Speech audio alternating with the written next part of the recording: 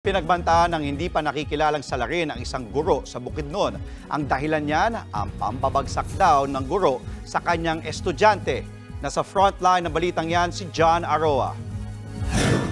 3 taon nang nagtuturo sa isang community college sa Don Carlos, Bukidnon ang English teacher na si John Ferricari. Siya raw ang klase ng guro na palakaibigan sa kanyang mga estudyante. Hindi lang po ako teacher sa kanila. Like, minsan po, I'm advisor or parent to them. Like, I will always tell them na to finish school, something like that po. Kasi mostly po ang mga students namin dito ay self-supporting po. Like, hindi talaga, like, but good thing because we have TES and we have scholarship.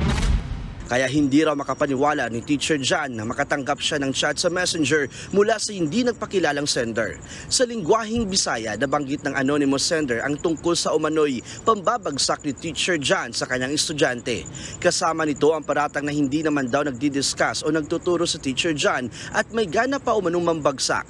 Ang kasunod na chat, nagbanta na ang sender sa guro. Binigyan ng 3 hanggang 4 na araw na palugid sa Teacher John para ipasa ang ibinagsak niya.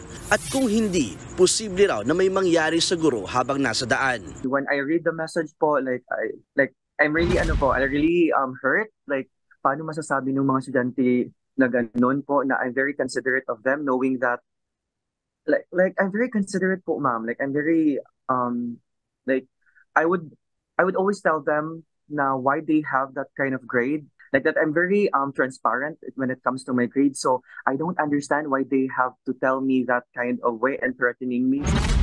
Sinubukang i-trace ni Teacher John at kanyang mga kaibigan ang sender pero bigla lang nawala ang social media account ito.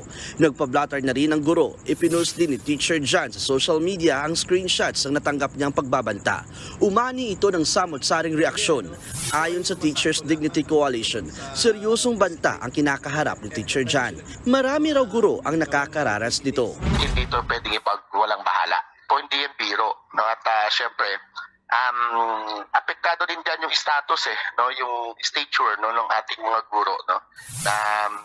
Supposedly ginagalang, di ba? At yung pagbibigay naman ng grade no, yan ay prerogative no ng ating mga teacher. Yung grade no ng mga bata ay o ng mga mag-aaral, sila yung gumagawa. Dapat daw matutunan ng mga estudyante na maging masigasig sa pag-aaral para hindi bumagsak. Sa pakikipag-ugnayan ng News 5 sa Don Carlos Municipal Police, sinabi nilang iniimbestigahan na nila ang mga naturang pagbabanta kay Teacher John. Nagbabalita mula sa frontline, John Aroa, News 5. Mga kapatid, Ed Lingaw po, maging maalam at may pakialam sa mga napapanahong balita sa ating bansa. Para sa mas malalimang pagtalakay at paghimay sa mga issue at headlines, tumutok lamang at mag-subscribe sa social media pages ng News 5.